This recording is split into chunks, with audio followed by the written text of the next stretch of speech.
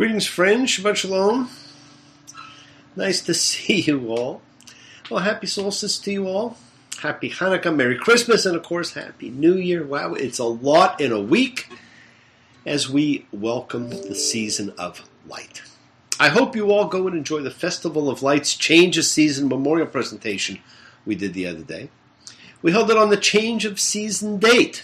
The winter solstice is the change of season in which we hope for the return of the sun, of light, of warmth, of new growth. And it all does come true. It marks both the darkest day of the year and our return to light. We also honored the lives of those you miss and lit candles for them. So please go back and join us as we light candles for those you miss. And of course, many of you may follow the great practice of Baruch Hu every morning. Says prayers and recites the names of those he has lost, and also gives thanks for the living in his life, a practice we can all learn from. He's a true source of strength for me and the many who get the benefit of his wisdom and his friendship. And as I do just about every year, I head off to communities which have not had regular spiritual services or observations and help provide services to those sometimes shrinking, sometimes simply distant communities. I've done it in the South. I've done it in the West, and this year I will be going north and east to the frigid waters or perhaps ice's edge to help bring some extra light at this dark time of the year when hope is renewed. And because sometimes the internet can be spotty, I may not be able to guarantee a show next week on time. But then I do get to go south for a few days too, so it's not all bad. Well, it is our season of miracles. So let us once again take a quick moment so that we can be thankful for all the miracles of our lives, our health, our happiness, our families and friends, the great love that envelops us and everyone we know. And let us send out energy to help heal those in need of healing and renewal at this time of hope, of miracles, of light, sending goodwill, love, peace, and thanks. It's such an easy thing to do, to transmit energy to everybody that you know in need. So think of those in need and call out healing to them. The kindness, healing, wishes, goodwill, and love you all send out circles the globe, finding those in need. So thank you, each and every one of you. Me, Sheberech, Avotenu, Makor HaBracha, Limotenu, may the source of strength, who blessed the ones before us, help us find the courage to make our lives a blessing. The renewal of body, the renewal of spirit, and let us say, Amen. Misha Baruch, let us all have our spirits renewed. And this week's Parsha really need not have been called Vayeshev, and he settled, because where Jacob lived or settled has nothing to do with it. Again, it's this first couple of words of a Parsha dictate what it's called. This is actually, my friends, the beginning of the Joseph Chronicles, more a patriarch than his father ever was. Now, what great book, Genesis. We read about cosmic creation, and we're shown how the universe unfolds.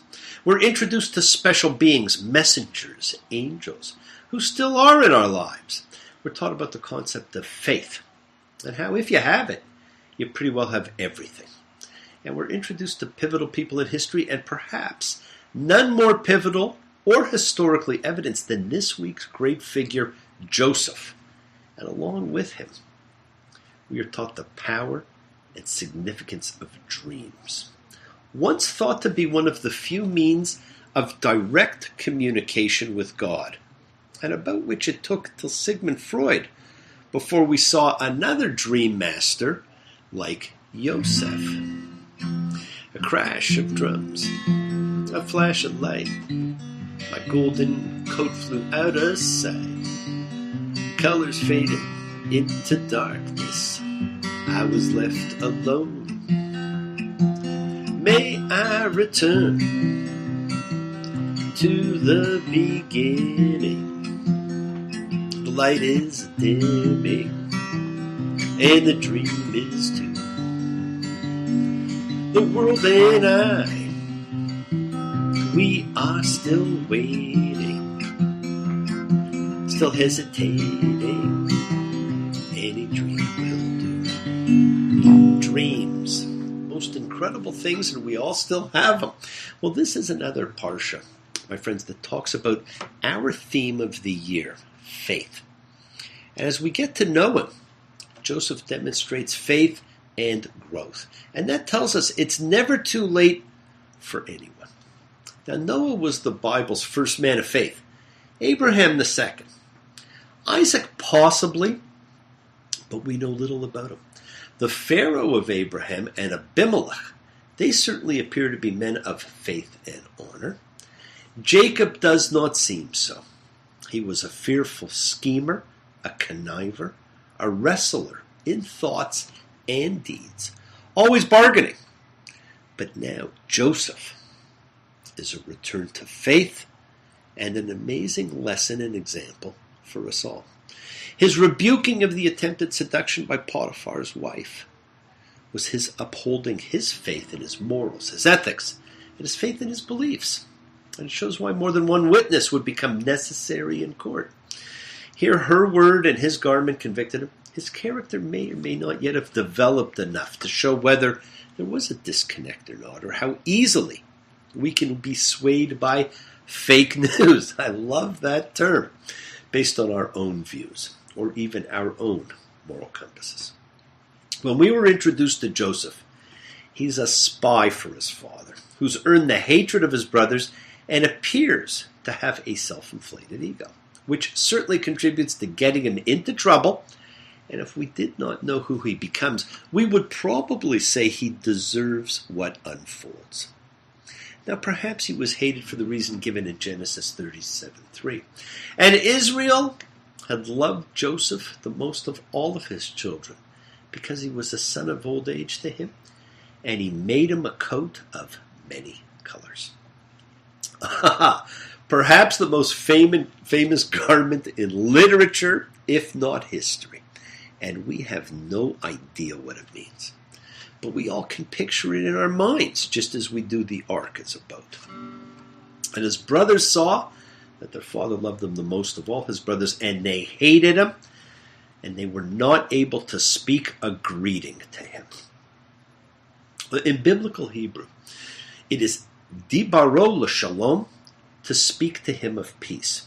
Their hatred was such that they could not even greet him. Friends, in the standard Hebrew greeting, one says shalom, peace, well-being, for hello. And one says hashalom lo, does he have peace? For how is he? That's how a normal conversation would go. Here we see the brothers cannot even bid him hello or ask how he is. Now, most people, even when they hate their brothers, and does anyone ever really hate their brothers? At least they can be civil, but not here. So what does that say about the relationship, about the family?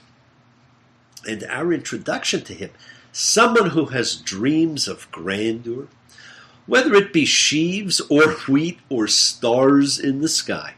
He sees his greatness in his future, and he tells everybody.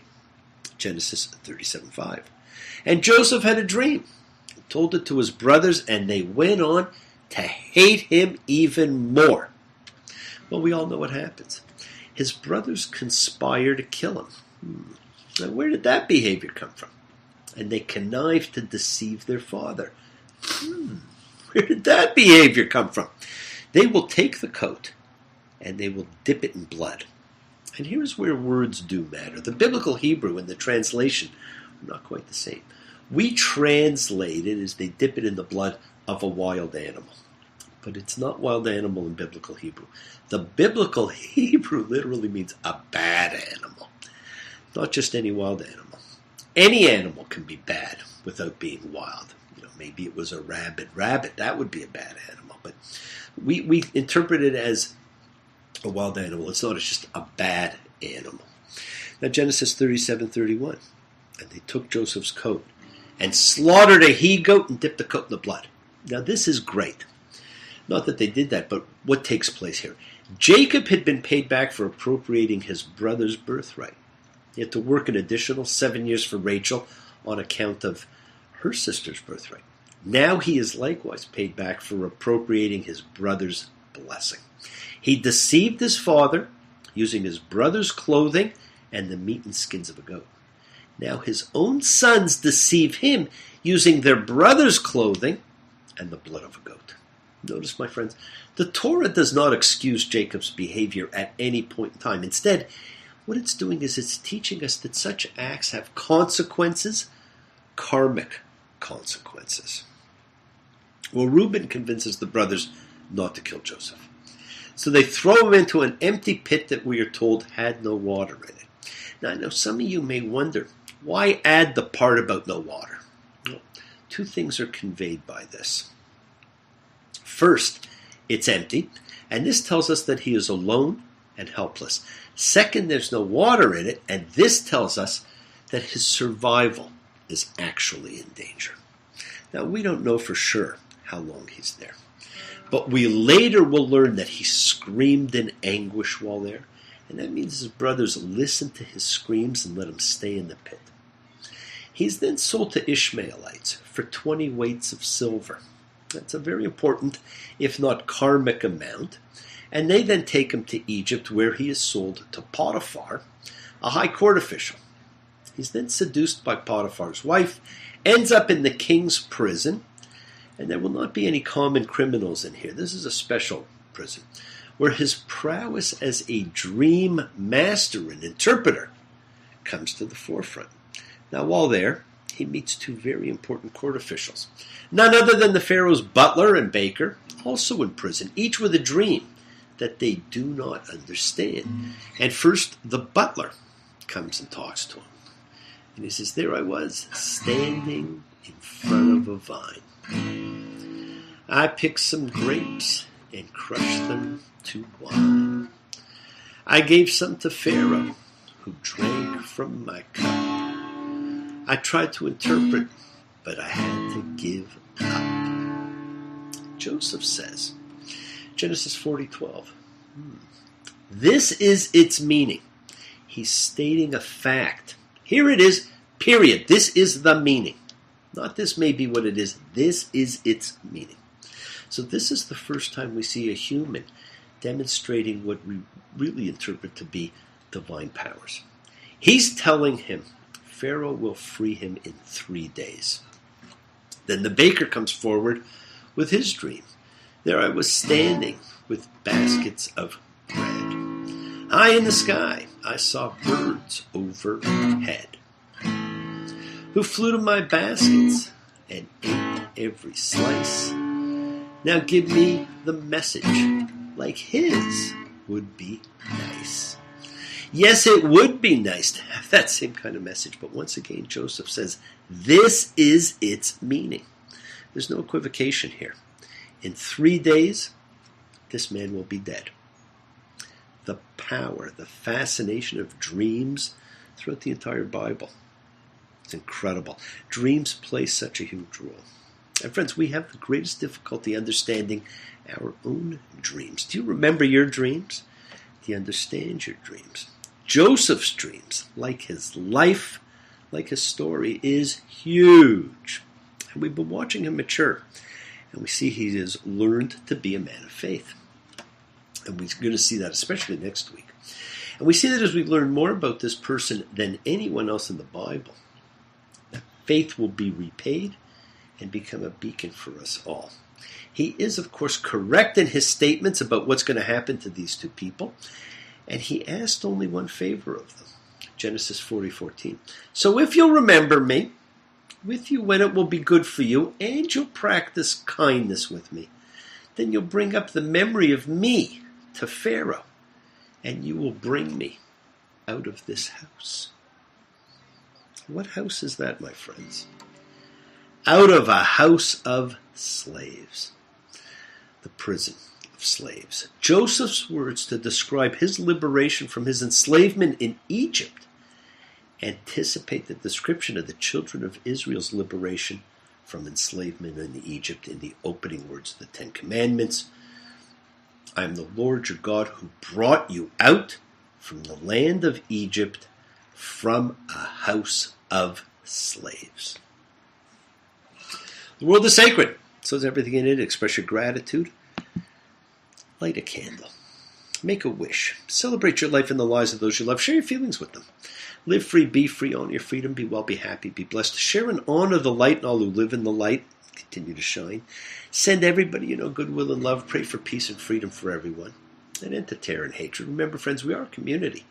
We learn together, we celebrate each other, we love each other. We share this right together, men and women equally. Let's send out love, not fear. Send out peace, harmony, good healing to all who need it. And please do. Learn to forgive. Learn to love. Open your hearts. Honor the relationships of your life. Tell those you love that you love them. Take advantage of the time you have. Enjoy the journey. We take the twists and turns and the patterns that weave through the fabric of our lives in our effort to grow, to learn, to be, to love. So please do love. Send healing, goodwill, and love to all who need it. Share your holiness with them. Now bless you all. Have a fantastic week, a week of love and light, a week of peace and healing. Honor the people in your life. Honor yourselves. Right? We set in motion all that happens in our lives. Our intention, our cause, our effect. Everything is linked. Now, as I've said, you always have time to forgive and to be forgiven. You do have that knowledge of what is good and bad. So acknowledge what you have done wrong to yourself, to God, and to any person you have wronged, and ask forgiveness. Do so with sincerity, accountability, and vulnerability. And use this week of growing light to practice forgiveness and make this affirmation. I forgive those who have hurt me, and I thank life for giving me a spirit that is forgiving and compassionate. Now, do not stop your journey. Do not stop moving towards your promised land. It is in sight. Keep on dreaming, keep on being, keep sharing, keep shining, keep teaching, keep spreading your holiness. Do not follow fear, my friends. Follow love. It's always in front of you. Now you know how nice it feels. Scatter good seed in the fields.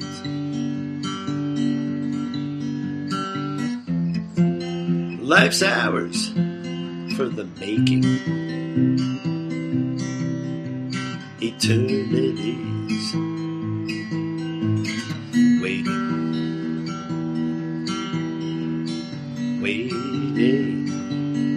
for you and me. Moody Blues on the threshold of a dream, and we are on the threshold of some pretty big dreams, my friend. This week, the miracle of light returns. Remember to have faith and unwavering adherence to principle, just as I have faith in the principle of love and of all of you. And do not forget to take a look at the candle lighting ceremony. Candles were lit for you to fill in whatever names or wishes you have if you didn't send them in. Thank you all for joining me, for participating, for sharing your lives, your love, your time with me. I love you all, and I look forward to seeing you all next week. Be well until then. Shabbat Shalom and blessings to you all. Take care. Bye.